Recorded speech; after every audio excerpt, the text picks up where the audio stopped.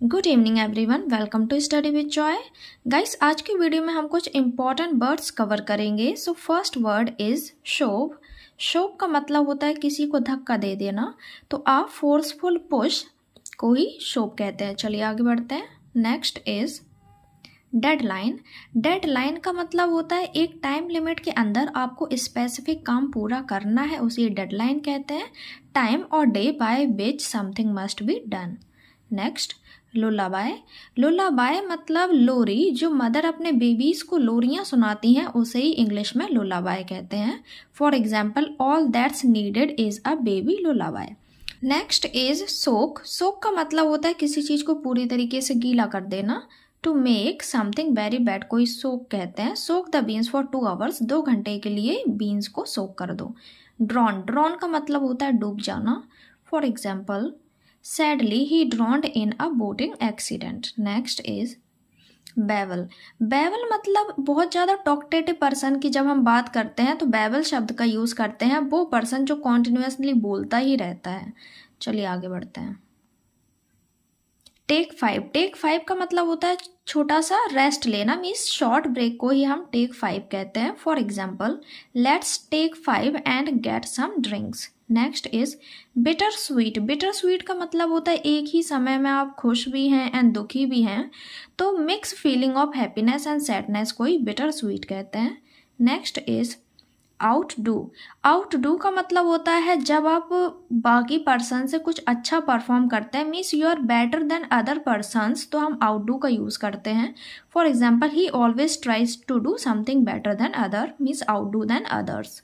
Blurs डे। ब्लर्स डे का मतलब होता है वीकेंड का कोई भी डे, उसे हम ब्लर्स डे कहते हैं। नेक्स्ट अभोर। अभोर का मतलब होता है किसी से बहुत ज़्यादा नफरत करना, तो स्ट्रांगली हेट समथिंग या समवन को ही अभोर कहते हैं। For example, I abhor scammers. Next is bashful. Bashful का मतलब होता है बहुत ज़्यादा शाई होना, मीन्स शर्मीला स्वभाव का होना। He was so bashful to talk about his feelings. Next is Enigma.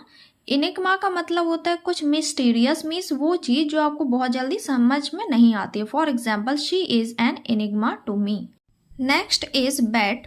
Guys, bat का मतलब होता है शर्त लगाना या फिर किसी गेम या फिर कंपटीशन में अपना पैसा खतरे में डालना, रिस्क में डालना। आगे बढ़ते हैं। चैटी। चैटी मतलब वो पर्सन्स जो आपस में बात करना पसंद करते हैं।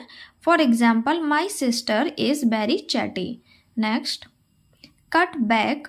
गाइस, कट बैक का मतलब होता है किसी चीज़ में कमी आ जाना, means reduction of something usually to save money. पैसा बचाने के लिए जब हम किसी चीज़ में कमी कर देते हैं तो उसे ही कट बैक कहते हैं। Next is cutting edge. Cutting edge का मतलब होता है very modern with newest development, मतलब कोई मॉडर्न चीज़ और नई टेक्नोलॉजी के साथ। Day to day. Day to day मतलब होता है कॉन्टिन्यूस या फिर लगातार कोई एक्टिविटीज़ हो रही हैं तो उसे डे टू डे एक्टिविटीज़ कहते हैं। For example, day to day problems make people feel very stressed. Next desire. Desire का मतलब होता है इच्छा। जब हम इच्छाएं रखते हैं, कोई चीज़ पाना चाहते हैं, तो डिज़ायर शब्द का यूज़ करते हैं।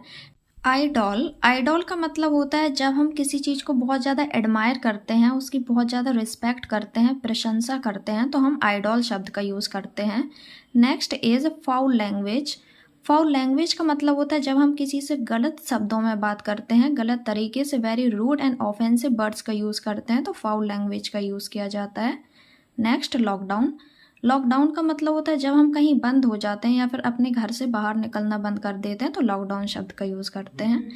पेस। पेस का मतलब होता है यहाँ वहाँ घूमते रहना। जब हम चिंतित होते हैं या नर्वस होते हैं तो आसपास घूमते रहते हैं, उसे ही पेस कहते हैं।